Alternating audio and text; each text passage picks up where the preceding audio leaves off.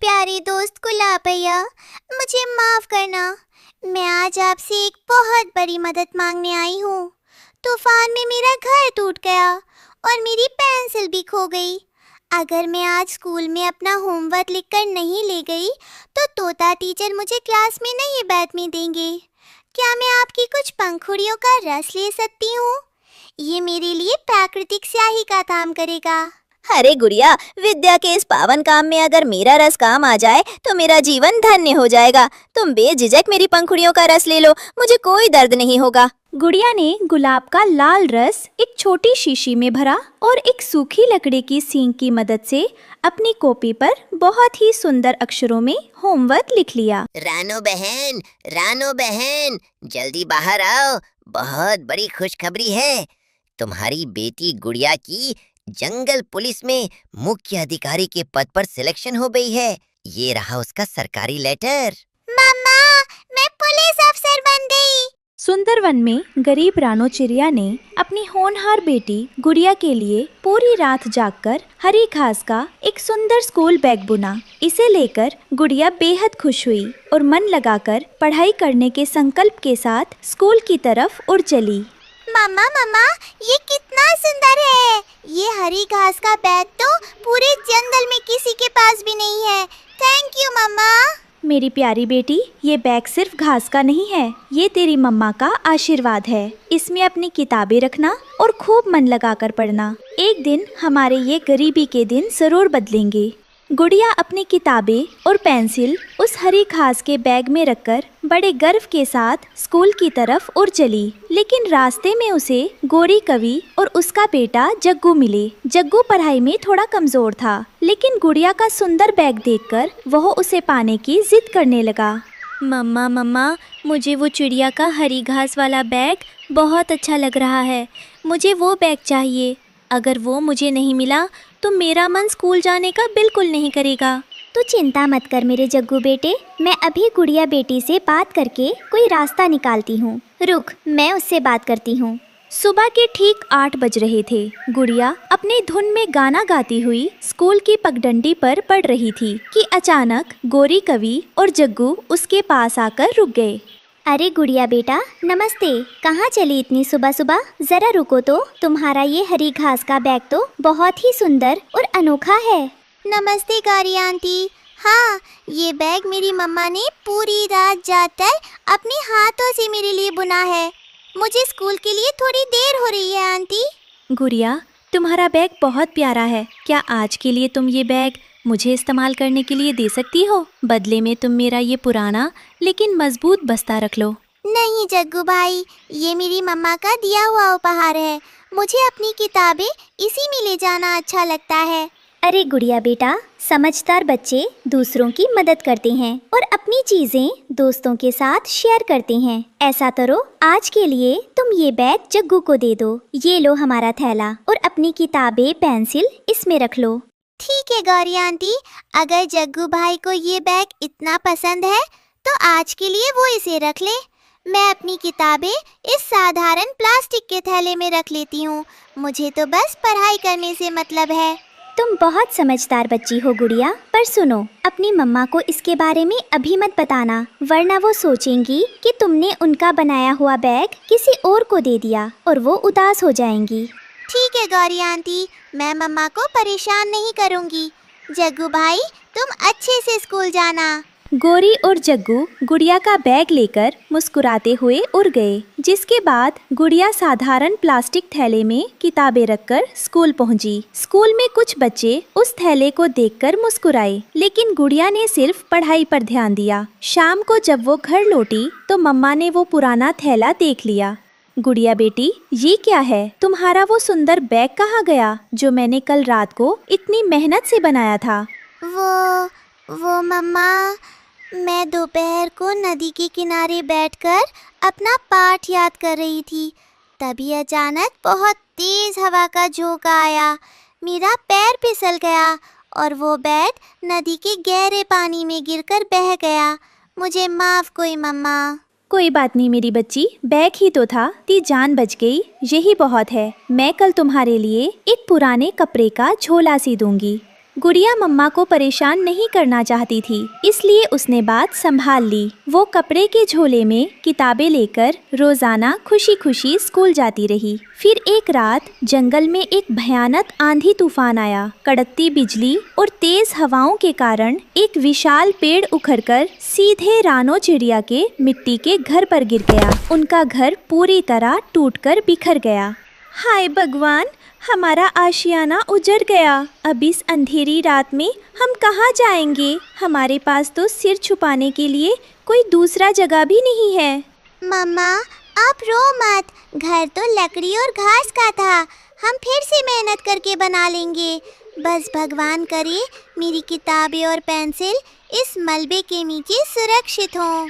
सुबह होने पर गुड़िया को दरवाजे के नीचे दबी अपनी किताब तो मिल गई, लेकिन उसकी इकलौती पेंसिल के कई टुकड़े हो चुके थे। उसके पास नई पेंसिल खरीदने के पैसे नहीं थे। तभी जग्गू कौवा वहाँ से गुजरा और मुस्कुराने लगा। क्या हुआ गुड़िया? घर भी टूट गया और पेंसिल भी गई। अब तुम स्कूल में अपना काम कैसे लिखोगी? तोता टीचर तो बिना लिखे क्लास में नहीं बैठने देंगे। जग्गू की बात सुनकर गुड़िया निराश नहीं हुई। उसने हिम्मत नहीं हारी। उसे एक तरकीब सूझी। वो दौड़ती हुई जंगल के एक कोने में खिले एक सुंदर लाल गुलाब के फूल के पास गई।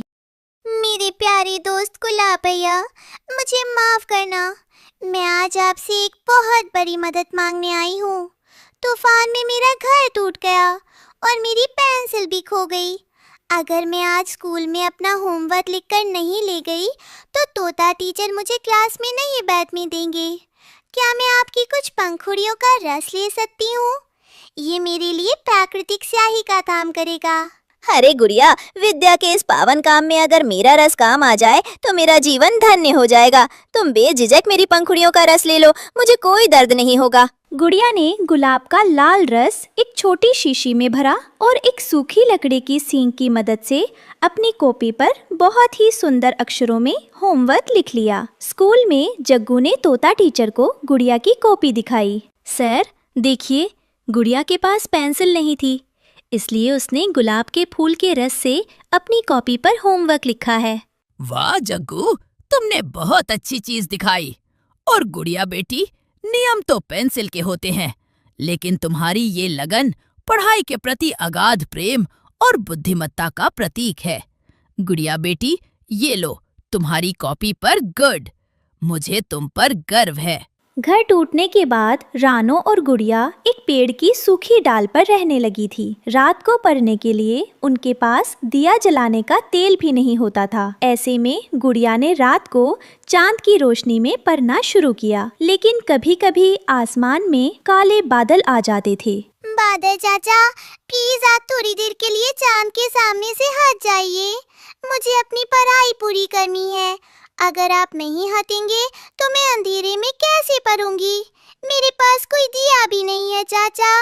जैसे ही बादल हटते गुड़िया फिर से पढ़ने लगती। उसकी मम्मा दिन भर खेतों में मजदूरी करती और गुड़िया रात भर चांद की रोशनी में मेहनत करती। आखिरकार वार्षिक परीक्षा का परिणाम घोषित करने का दिन आ गया। प्यारे बच्चों और अभिभावकों, इस साल जिसने विपरीत परिस्थितियों का सामना करते हुए पूरे स्कूल में प्रथम स्थान प्राप्त किया है, वो होनहार छात्रा है गुड़िया चिड़िया। मम्मा मम्मा, मैंने टाई दिखाया। आपकी दी हुई सीख मेरे साथ थी। मैंने पूरे स्कूल में पहली पोजीशन लाई है मम्मा। मुझे पता था मेरी बेटी, तेरी ये लगन एक दिन हमारे सारे दुख दूर कर देगी। मुझे तुम पर गर्व है। पहली पोजीशन लाने के बाद गुड़िया की मेहनत और बढ़ गई। कुछ साल बीत गए। गुड़िया अब एक समझदार और वीर युवा चिड़िया बन चुकी थी। एक दिन उसकी सहेली मीना उसके पास एक खबर लेकर आई। गुड़िया, तुम्हें पता है, साथ वाले बड़े जंगल में जंगल सुरक्षा बल की सीधी भर्ती निकली है। क्या तुम परीक्षा देने जाओगी? हाँ मीना, मैं जरूर जाऊंगी। मैं पुलिस अफसर बनकर इस जंगल की सुरक्षा और सब पक्षियों की मदद करना चाहती हूँ। गुड़िया परीक्षा देने गई और उसने लिखित और फिजिकल दोनों टेस्ट बहुत ही शानदार तरीके से पास कर लिए। 3 दिन बाद डाकिया बगुला एक खाकी लिफाफा लेकर रानो चिड़िया के पास आया। रानो बहन, जल्दी बाहर आओ, बहुत बड़ी खुशखबरी है। तुम्हारी बेटी गुड़िया की जंगल पुलिस में मुख्य अधिकारी के पद पर सिलेक्शन हो गई है। ये रहा उसका सरकारी लेटर। मम्मा, मैं पुलिस अफसर बन गई। हमारी सालों की मेहनत और आपकी तपस्या सफल हो गई मम्मा। पुलिस अफसर बनते ही गुड़िया ने अपनी पहली सैलरी से मम्मा के लिए हरी घास से सजा आलीशान बंगला बनवाया। एक दिन जब माँ बेटी बाहर बैठी थी, तभी वहाँ से अनपढ़ जग्गू भारी बोझा ढोते हुए और गोरी कवि गुजरती है। बचपन में ना पढ़ने के कारण जग्गू को अब कड़ी मजदूरी करनी पड़ती थी। देखो जग्गू, ये वही गुड़िया है जो आज अपनी मेहनत से इतनी बड़ी अफसर बन गई है, और एक हम हैं जो सिर्फ चालाकियों में वक्त गवाते थे। आज मुझे अपनी पुरानी बातों पर बहुत पछतावा हो रहा है। मम्मा, मुझसे अब ये वजन नहीं उठाया जाता। काश बचपन में मैंने भी खेल कूद और चालाकी छोड़कर गुड़िया की तरह मन लगाकर पढ़ाई कर ली होती। गुड़िया बेटी, देखो गोरी और जग्गू अपनी पुरानी नादानियों की वजह से आज कितने परेशान हैं। गौरी आंटी, जग्गू भाई, आप लोग परेशान मत होइए। पुरानी बातें तो बचपन की नादानी थी। मैं आप लोगों से बिल्कुल नाराज नहीं हूँ। अफसर साहिबा, हमें माफ कर देना। हमने बचपन में चालाकी से तुम्हारा वो हरी घास का बैग लिया था। हमें ऐसा नहीं करना चाहिए था। गौरी आंटी, कोई बात नहीं। अगर उस दिन मैंने वो बैग जग्गू भाई को नहीं दिया होता तो शायद मुझे कठिन परिस्थितियों में भी आगे बढ़ने और आत्मनिर्भर बनने की इतनी बड़ी प्रेरणा कभी नहीं मिलती। जग्गू भाई, तुम निराश मत हो। पढ़ने की कोई उम्र नहीं होती। अगर तुम आगे पढ़ना चाहते हो तो हमारे इस हरी घास के घर के दरवाजे तुम्हारे लिए हमेशा खुले हैं। मैं खुद तुम्हें पढ़ाऊंगी। थैंक यू सो मच गुड़िया। तुम्हारी अच्छाई और किताबों की दोस्ती आज जीत गई और मेरी नासमझी हार गई। मैं भी अब से मेहनत करूँगा। तो प्यारे दोस्तों, इस कहानी से हमें ये सीख मिलती है कि रास्ते में चाहे कितनी भी मुश्किलें आएं, अगर आपके पास हौसला है और किताबों जैसी सच्ची दोस्त है तो दुनिया की कोई भी ताकत आपको आगे बढ़ने से नहीं रोक सकती। मेहनत का फल हमेशा मीठा होता है और ईमानदारी से हर सपना सच हो सकता है।